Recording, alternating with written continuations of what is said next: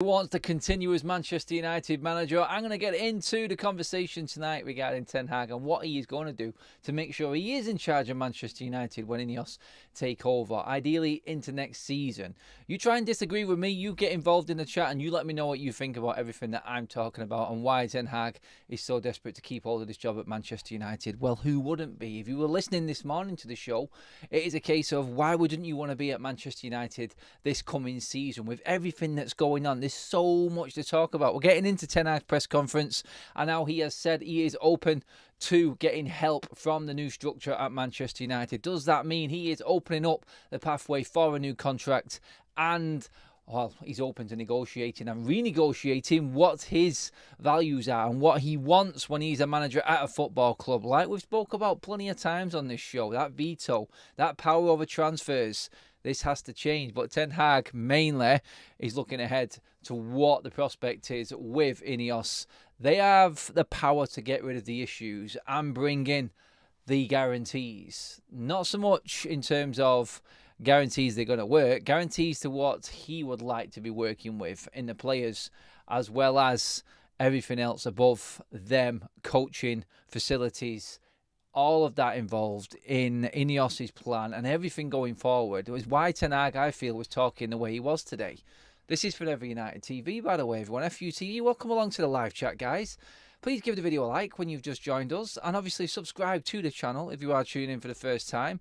We are live, and we are hoping to get your involvement in the chat tonight, because I'm going to go into, first of all, what Ten Hag was talking about. But believe it or not, we've actually got Kenyan running team coaches coming into Manchester United. We've also got rugby union coaches coming into Manchester United. Ineos influence, Ineos influence, Ineos influence. I think so. There's a lot of changes going on right now, and there's a lot to deal with in one go. Outside investment for the stadium. Ineos already spoken to numerous other beneficiaries or financial people to come in and help pay and fund Manchester United's new stadium / redevelop Old Trafford, which apparently they are going to be speaking to the fans about quite a lot to make sure that they get this decision right.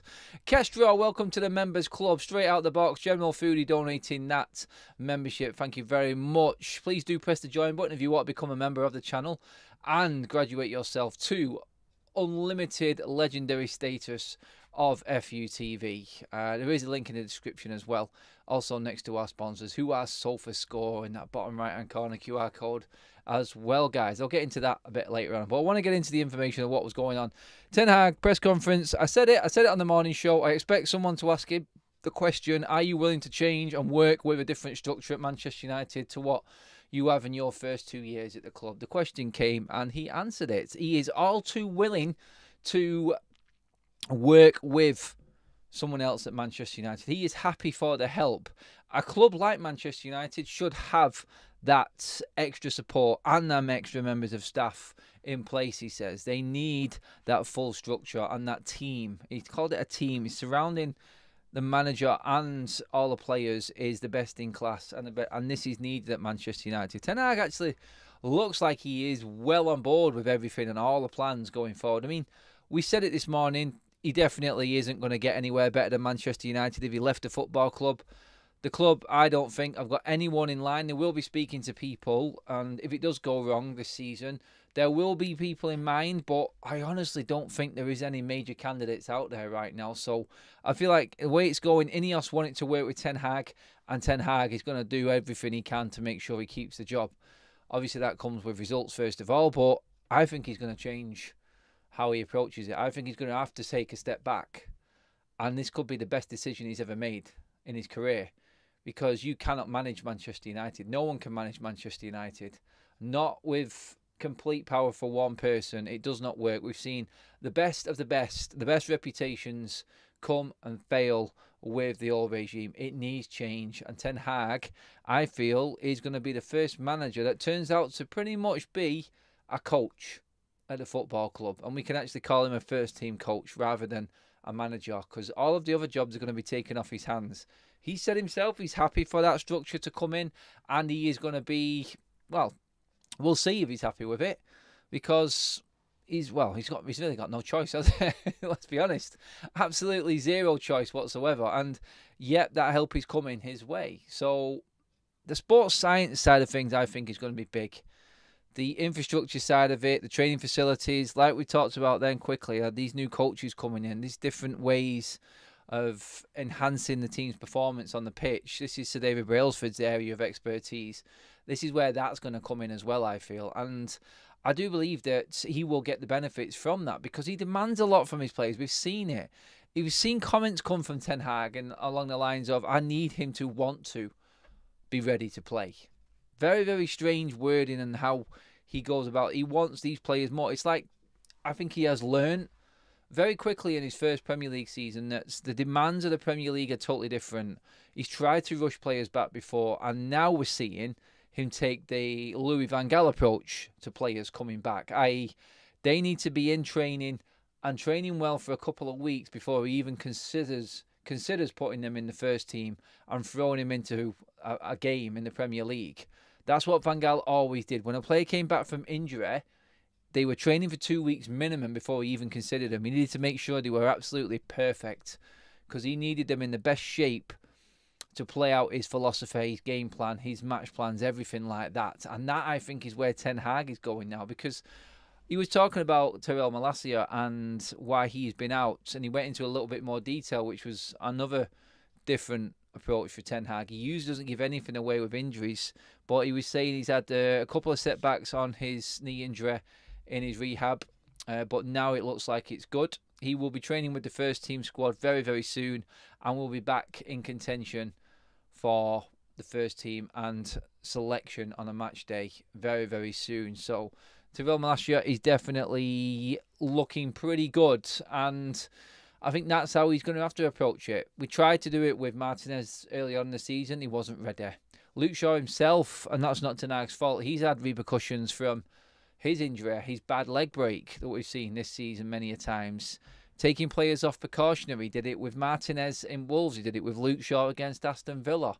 He's no nonsense, no messing. If any sort of slight injury or knock or anything that doesn't look quite right or performance level drops, out they come. It's as simple as that. That's how Ten Hag's approaching it. I think that's how he needs to. He's got a big enough squad to do that and enough games and space in between games to do that as well. So that is very good. And I do believe that with the right new sports science setup, structure and the amount of players that can be brought in and the support that Ten Hag will get, if he is in charge, he will get the best support possible from this new regime and this new structure. So I feel like him saying, I'm happy with this, I think it's him accepting his role at Manchester United. It's Ten Hag accepting that you cannot run Manchester United. You cannot run it with one single team, i.e. what it was before, and one manager managing below and above him. He's going to have people now running the youth academy for him, bringing the players through. That's already doing well, like we've said before. He's now going to have the recruitment side above, all in place and working in perfect harmony to make sure that the main result, which is the first team and their results on the pitch, are at the forefront of all of the development around it, above and below. That's what it needs to be. And Ten Hag, as I think, has accepted that that has to happen. I think it's a no-nonsense approach from Sir Jim Radcliffe. I think he actually probably is. As nice as he looks and the words that he's been saying and everyone's praises about him so far, I think he is brutal. I think he's a man that you do not mess with. And I feel like Ten Hag and I think that message would have come across. And I feel, just the noises, just the way he's talking a little bit at the moment, Ten Hag, I feel like he has learned where his place is in the food chain, I feel, at United. And that, for me, is the best decision that he could have made. Concentrate on keeping them players 100% primed, fit, and ready to play. Just do that. Everything else, the team will come to you, the structure will come to you, and it will all happen naturally. Beforehand, there was nothing cohesive and nothing happening above Ten Hag, and he struggled, I feel, to handle the magnitude of the job. Right now, he's got other people taking multiple pressures off him. We've got Barada, and we talked about that. Ashworth is going to be another cog, a very big cog in the machine that's going to help it run well. We're now hearing Jason, I mean, I'll get into Jason Wilcox as well in a minute. That's another interesting one. But quickly, just an update on Ashworth. It's now been reported, Tyrell Marshall from the MEN, and the MEN would have been probably sounded out by the club on this one, actually, and how it works. If there's a lot of noise regarding Manchester United going in and spending a lot of money, or their stance on a certain player or an acquisition or something like that, they will release their stance on where it is. And what would have been said is the media would have been notified that Manchester United are not going to pay 10 million. They're not going to pay over the odds. And the stance as it is at the moment, I'm just going to bring it up as to where exactly it is. Just 1 second, guys. I'm just going to find... I should have had it ready there. So, yes, an update from Craig Hope says Manchester United would be prepared to wait for Dan Ashworth to complete a period of gardening leave rather than pay compensation they feel excessive. Still hope a compromise will be reached, but they could settle for contractual compo plus gardening leave. Progress expected next week. Negotiations well underway. So what we're saying is they will pay whatever they can or whatever they have to get their man through the door. If Dan Ashworth is happy to leave and they can then negotiate, they will just throw all their powers in to negotiating a deal with Newcastle now. If it's too much money, they walk away. They're not bothered. Like we said before, gardening leave, it's gardening leave, innit? A phone call can be made, surely. They're not going to be tapping up phones, are they, surely? But he can still do his work and give his input when it comes. But I reckon the way it's going at the moment, I still think there will be a negotiation and a compromise between Ashworth, Newcastle and Manchester United. I think ultimately Newcastle know that Ashworth wants to go now. He said yes. So that gives all the power to Ineos now just to say, okay, we'll sit tight. This is the plan. They're already now within their circles building the team around what Ashworth is going to have and be working with, which is where Jason Wilcox comes into it. Former Blackburn player. I remember this guy playing for Blackburn in the 90s. One of United's rivals. Under the, if you can remember some players, it depends how old you are, the Blackburn team that had Wilcox, Sutton, Shearer, Ripley. They had Gallagher. They had, was it Flowers in goal? Yes. Colin Hendry. They had some really, really good players, Blackburn. And when they won the league in 95, he was part of that team. That's why I remember him. But I was like, Jason Wilcox, is that the Blackburn player from the 90s? That's not surely the same guy. Well, this guy actually has been head up of City's academy for a very, very long time. Barada Wilcox link. You see where I'm going with that one? Two that worked at City at the same time. Highly thought of by Barada, by the way, Wilcox. I performed mega well at City. Mega. Proper Mank saying that one, innit? I performed very well there and did a fantastic job to a point where he was being lined up for a sporting director role at Manchester City, but things moved on and they didn't go down the right direction for Wilcox, so he's ended up moving on. Now sporting director at Southampton, where he's been from January 2023, doing good work there again. Obviously, sporting director roles at Southampton are like sporting director roles at Brighton. They bring players through to make money off, and that's how Southampton have worked for a number of years. We know their academy and what that has brought and produced and financed for Southampton. So again, we're looking at people that have been working at Brighton, looking at Southampton. This is the interesting thing again, though, with Wilcox. It's like his main role at City was the academy, heading up their academy, which was very successful.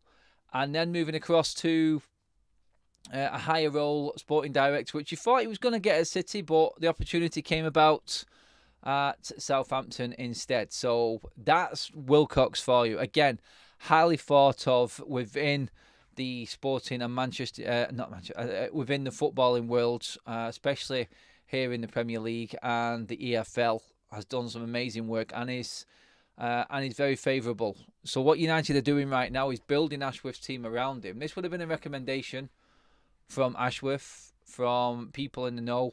Barada as well would have had a say on this, no doubt. So it just goes to show that, you know what, even with Barada out of the way, supposedly garden leave, Ashworth garden leave, they can still do work. They can still make recommendations, and they can still contact their own people as to say, I'm moving in here. Fancy a bit of it? There you go. Let's get this done. This is a massive opportunity for anyone to enhance their credentials. Carlos Enrique, welcome to the chat, and thank you for the super chat, my man. What's your top 3 transfer priority? I think rotation, DC, rotation, DM, backup, forward. Centre back, 2. Centre mid, at least 1.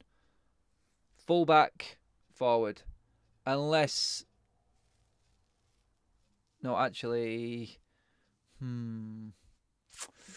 5 players. Yeah, 2 centre-backs, centre midfield, a right-back and a centre-forward. They're my choices. But priority has to be centre-back.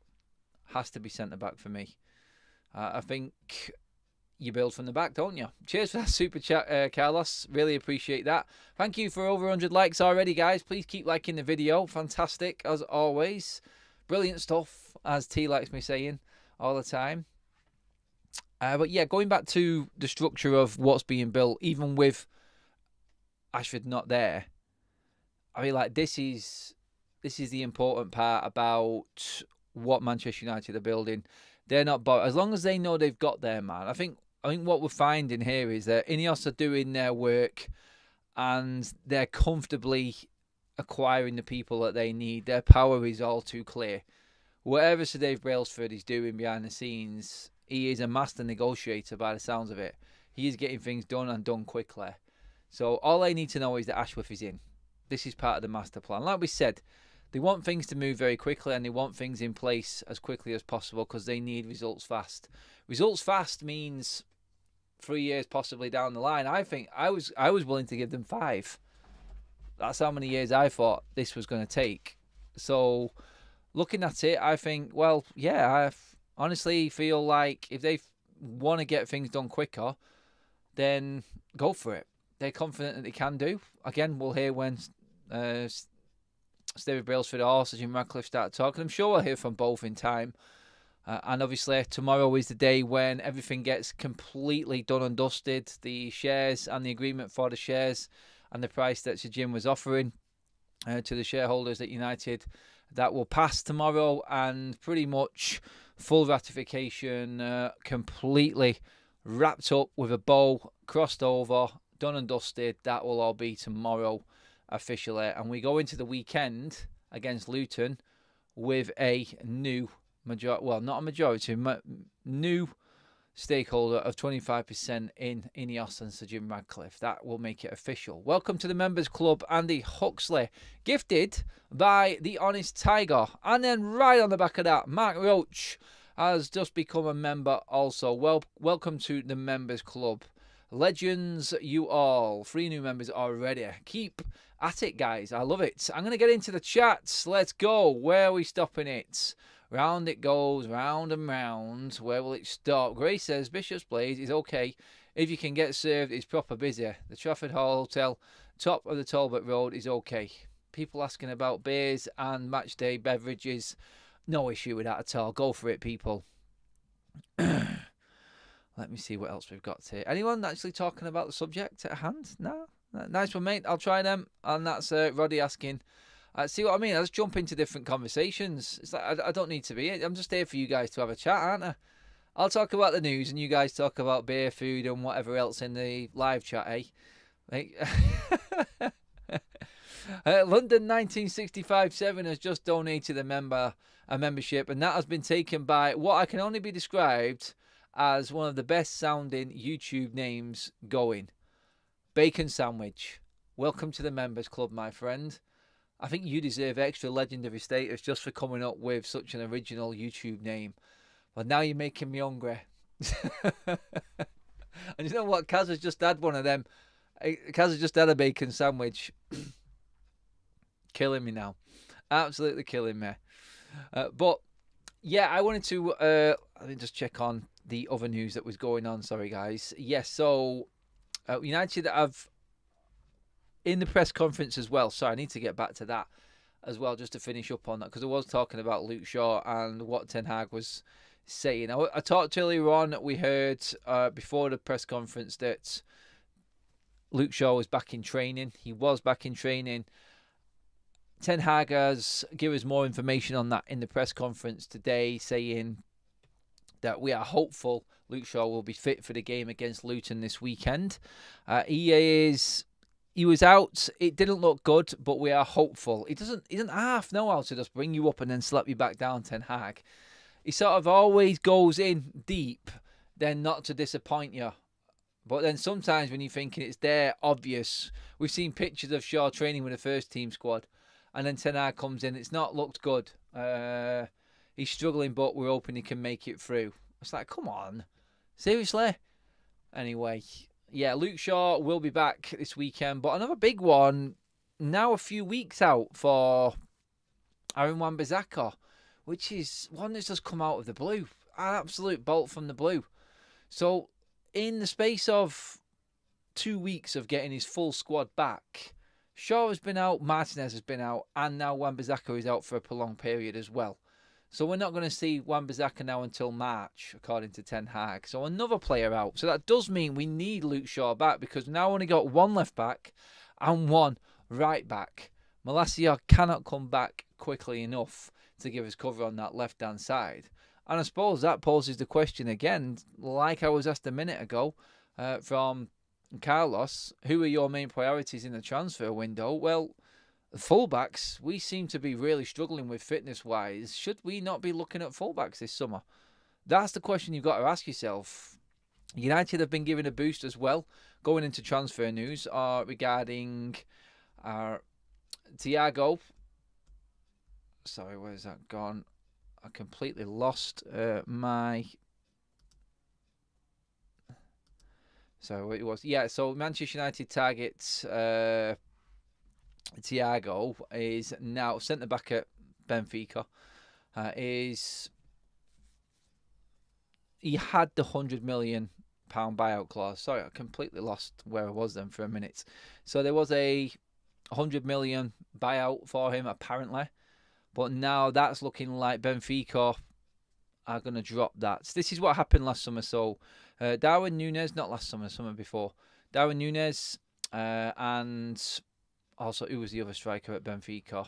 Oh, God, the one from the World Cup. Again, another name has escaped me. I'm sorry, it happens all of the time. But, yeah, I will find it. I'm sure you guys will beat me in the chat as well to that. But, yeah, he has been given the price tag, been given the buyout clause. That automatically drops when negotiations come about. So expect 30 million or so. So now we are looking like we are going to be able to get another centre-back target. If we wanted him, that is, we could get him for 70 million, which isn't really cheap, I know that, but hey, still, it's better than bleeding 100 million, isn't it? That's what we're saying. I'm just going to try and get this story up now. Just bear with me 1 second. There it is. I have found it again. Okay, right. So, the news is Manchester United have reportedly been handed a boost in signing Benfica's promising defender, Antonio Silva. I'm getting mixed up with Thiago Bleeding Silva there. Absolute donkey. Sorry, guys. Antonio Silva. We've been talking about him quite a bit. We had a show on him, matching him up to the likes of Branthwaite and Todibo and Top Sober and players like that, if you remember. So the summer transfer window approaches. The Premier League giants have been monitoring Silva, who is high on their list for new centre-backs. Silva has a £100 million release clause and is in his Benfica contract. Might be available for a lower fee, with negotiations expected to take place later this year. Benfica looking to maintain financial stability. He's open to selling Silva, continuing their trend of making significant sales each summer. The strategy saw Darwin Núñez move to Liverpool in 2022 and Gonzalo Ramos. Ramos was the one I was thinking about, by the way. He went to Paris Saint-Germain with a season-long loan with obligation to buy. Turned out to be €80 million. Now, Silva and their willingness to negotiate Benfica could see him move to United for as little as 70 to €80 million. So it will be less than 70 million quid, that is. He's just 20.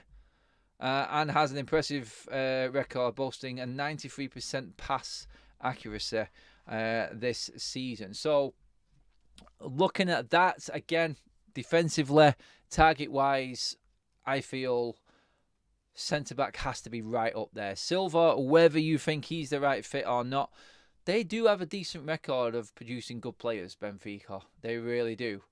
And Silva could be the next one in line. He's just a bit pricey, is he not? I don't know if we'll go that far. I don't know if we'll be able to negotiate. But again, the exciting factor of this summer is that Ineos are in charge of it now. And when it looks like we have got no chance in buying a player, we've now got different people and a totally different structure bidding for these players. And it may not just be, oh, we got no chance. Here come United again. In, sounding players out, monitoring FC. No, we could see something completely different this summer. I think that's the exciting bit. Almost at 150 likes, guys. Thank you so much. As always, keep the likes coming in, people. Ed Barrett says, a clear out is still a priority over incomings. The recall of youth prospects should be enough to avoid relegation next summer. A productive Jan window could fill holes if necessary. I just feel like the structure and the people they're bringing in, this is all to cope with outstandings at the same time. You don't get a team like this together unless you've got a huge plan. Now, how many players go out in the summer, I do not know. We talked about time periods there for this to actually start seeing some fruition, and the positives of this new structure with a possible Dan Ashworth, Barada, Wilcox, whoever it may be. Mitchell has now took himself out of the equation, by the way. So one man that we thought was coming in, Paul Mitchell, looks like he wants to look for different opportunities. That's the word coming out on the Paul Mitchell side of things. But we have got other people that we are looking at, and I feel like it's not going to be too much of a problem. I think Dan Ashworth was the big one. The CEO is already in place in Barada, so it's now Ashworth's team, I feel, that we're building. So, yeah, and the time periods, I mean, I don't expect United to get rid of everyone in one summer, but it's lucky that we've got so many players coming to the end of the contracts and so many players with 1 year left that we're just looking to flog quickly and probably a bit cheaper, that we are going to get rid of a big chunk of the current playing squad. So I think that's a big positive that we've got in terms of making room for players coming in. I know what you're saying there, Ed, in terms of clear out first. Then, yeah, we can do it all in the same summer, I feel. I think it's definitely doable. I guess you don't believe in... Oh, you're talking to someone else again. Just... Yes, 100% Adam, says Lewis Jackson. Let's go to a relevant comment, shall we? Maybe if we can get him for 45 with performance-related add-ons. I mean, I'd take the loan like they did with an obligation to buy. Let's spread it out a little bit. Let's just make sure. But I'm excited for the summer. I've got a feeling that we're going to enjoy being United fans again. That's how it does feel, Kaz. It does feel like it is going to be a big one this summer for Manchester United. It really does. Would Ferguson pay 85 million for Antony? Not a chance in hell he would pay that much. There's no money, there's no value in the market, remember. How long will we, Man United, have to wait for Ashworth? Not long, I don't think. In terms of an announcement, I feel like next week will be the one.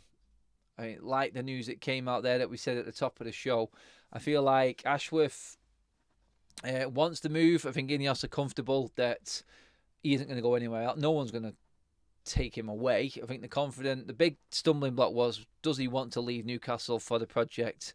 They've sold him the project and he's willing to jump on board. So now it's just negotiations with Newcastle and everything from there. So looking at it, not really a problem. It may take a little bit longer, couple of weeks maybe, and then we may see him again with the gardening leave in place towards the back end of the season. But we will see on this one. They weren't really bothered about Barada and the time it was taking for him to come in with his gardening leave. But Ashworth, they are approaching it differently. They do want him quicker. So we'll see over the next week what happens with the negotiations between United and Newcastle and how much Ineos are willing to pay to get him quicker than what the contractual obligation stuff is that Ashworth's got right now, which is a set fee of compensation and the period of gardening leave. That is set in stone. can it be renegotiated? That's where we're at right now. Garen says, I'm so excited about United, especially the outgoings.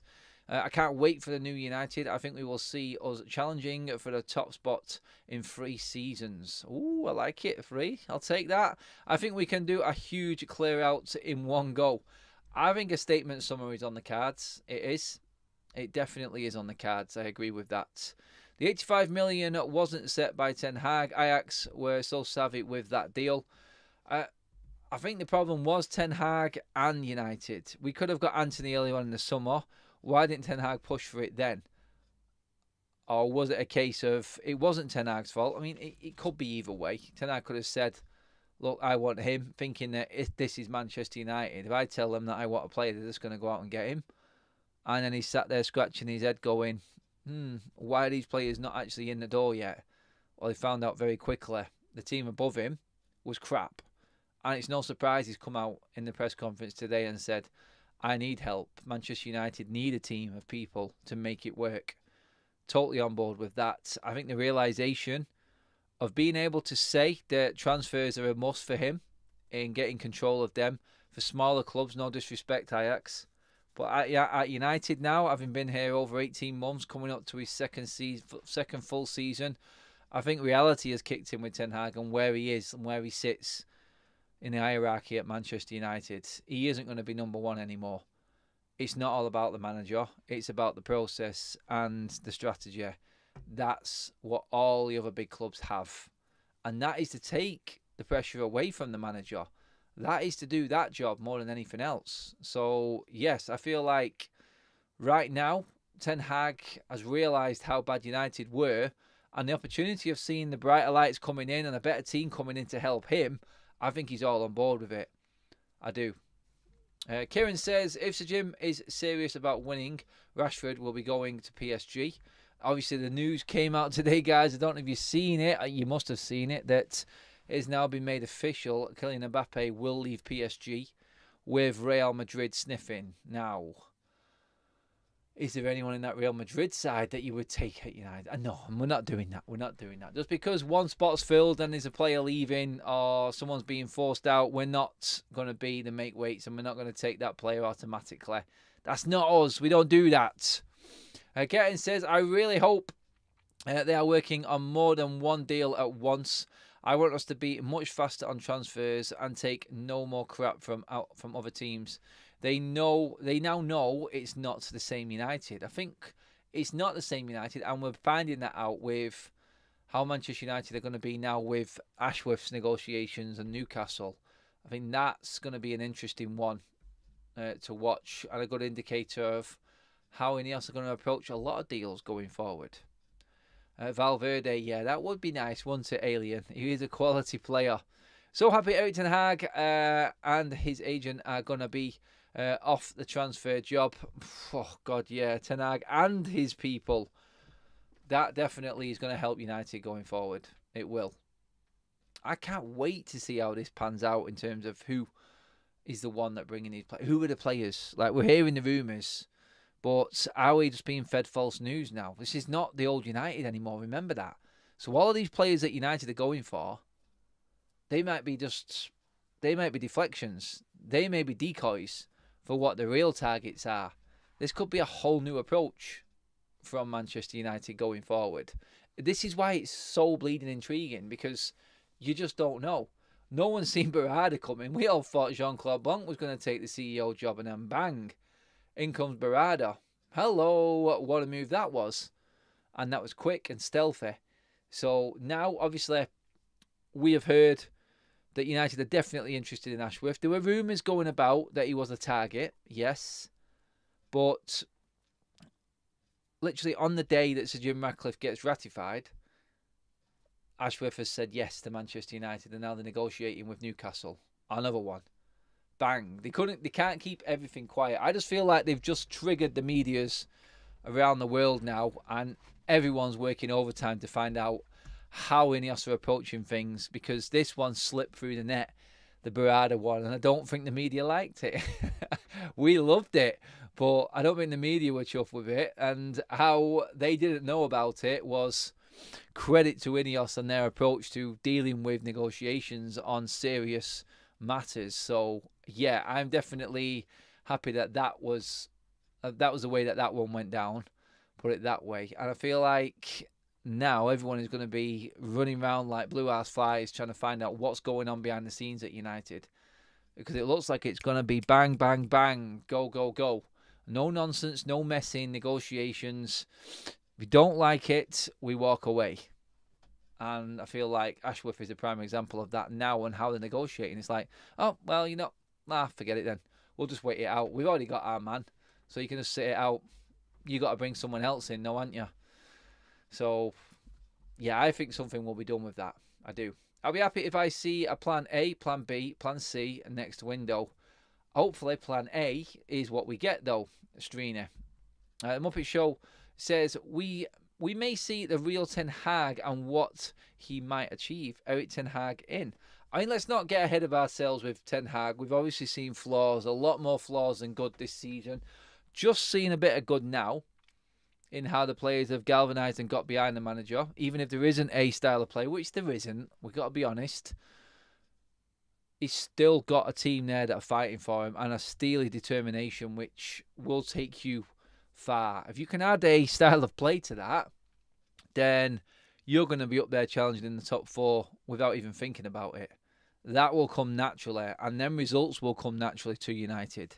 Leo says, I would take Tchouaméni. I would. If Ineos gets a transfer for Rashford, then that would be a serious message moving forward. It would, a massive one. People talk about Vinny Jr. a lot, but Rodrigo is much better technically and can play as a centre-forward, left wing and right wing. I just don't want Real Madrid players. I don't want that. I want to be the team that the Camavingas and the Tchouaménis, them players go to. I want to be the club that them players go to first of all. I want it to be back again, like we're hearing them rumours, the stupid ones, by the way. Not even worth making anything out of. But I want them rumours of Real Madrid looking at United's best young players to come back again. Because that way you know that the club has made it. And you know we're back on the right track.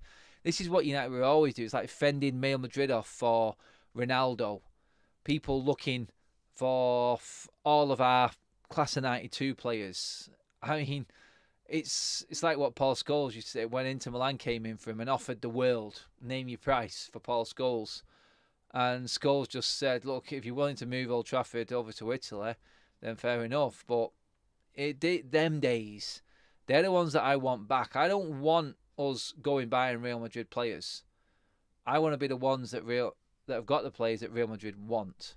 We are the developer of the superstars. We don't buy the superstars. That's what I want. I hope United stop all the leaks from the club. Player power will be over in the summer. I wanted Eric Ten Hag, so I am giving him a chance. I believe that he will prove himself. And where do you guys sit on what we were talking about this morning regarding Eric Ten Hag's contracts? And I just looked at it and I thought, you know what? I didn't want him to get a new deal. I wanted him to see it out. But where is the manager's head if he's going into the last season of his contract and there's no new offer on the table? Does that then send the wrong signal to the manager that the club are not willing to back him? Does that not show a sign of faith in the manager? That's the problem you've got with dealing with negotiations with managers. It's like, where are your plans? You can come out in the media and say we're backing the manager, but if you've not offered him a contract, then the questions are going to come, the pressure's going to come, maybe mistakes are made. Are United willing to give Ten Hag a contract? Maybe negotiate it to a performance-related structure again, like we are going to with the players. I think that's where it needs to work with United. The manager and the players all need to be held accountable. If it's not working, then you don't get a certain amount of money. If you haven't achieved a certain amount of positions in the league or trophies, you get this much compensation if we sack you. Things like this, I feel, are what Manchester United need to be doing. It's like, you're lucky to be here, signing for Manchester United and managing this great club. You deal with what we give you. These are our terms. Ten Hag, pretty much. Louis van Gaal, Jose Mourinho, all of these managers came in and just negotiated their own deals at the football club. Manchester United now are in a position with Ten Hag. They should say, look, this club is going forward. These are our terms. Sign, or we'll look for someone else. That's what it should be. And the noises I'm hearing from Ten Hag is, like I said numerous times already on this video, he realises his place now at Manchester United. I think he's starting to learn where he belongs. And if he just sticks to his managing and coaching of the players and the staff, which is all he needs to do, then that's it. Maybe, not maybe, he will have communication with the infrastructure of the academy and the youth players coming through. I feel like there is going to be a very refreshing look to Manchester United come next season, or even in pre-season. I feel like that's where we can get excited. It's going to be a blend of new players and academy players, and that's the positive. That's the bonus that we've got right now.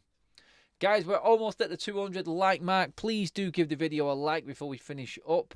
Do drop down in the description. Click on the top link. That is SofaScore. You can see them bottom right-hand corner of your screen there. All of your information on all of the clubs, not just United, down the Premier League to EFL to international teams. All of your score updates, stats, interesting player ratings, interesting transfer news, injuries, all of that to your phone instantly for free. Download the app at SofaScore, top 20 app on the App Store right now. They are the leaders in the football and information app world, if that is what you call it. But yeah, they are your go-to guys, and they are sponsors here on FUTV. Make sure you do go and download the app and enjoy. Let me just see what else we've got before we finish up. I also hope Rashford is sold in the summer. Please, PSG, offer 100 million. I don't think we'll get 100 million. I would take 60 million for Rashford now. See you later, mate. I'm still standing on what I said with all of the carnage that came about with Rashford earlier on this year. Musiala, of Ritz in United this summer will be great. Musiala is an unbelievable player. I would love that guy at our football club. He has got quality oozing out of his veins, that guy. He really has. But yes, that would be a tough one to get over the line, definitely. But yeah, that pretty much sums up everything on the video, guys. I'm going to go and play a bit of football myself now. Me and Alfie are doing a bit of training. But cheers for tuning in, everybody. I will be back tomorrow, as always. Big day tomorrow. We have the mix-up. Andy Tate is back on the show tomorrow evening, guys. We are looking ahead to the weekend's action and everything else in the news with Manchester United. It is going to be, and hopefully, another exciting weekend of football. But yeah, that is it for us right now, guys. Thanks for tuning in. I'll be back tomorrow, like I said. Have a great evening, and I'll see you all then. Have a good one, people. Like, share, and subscribe.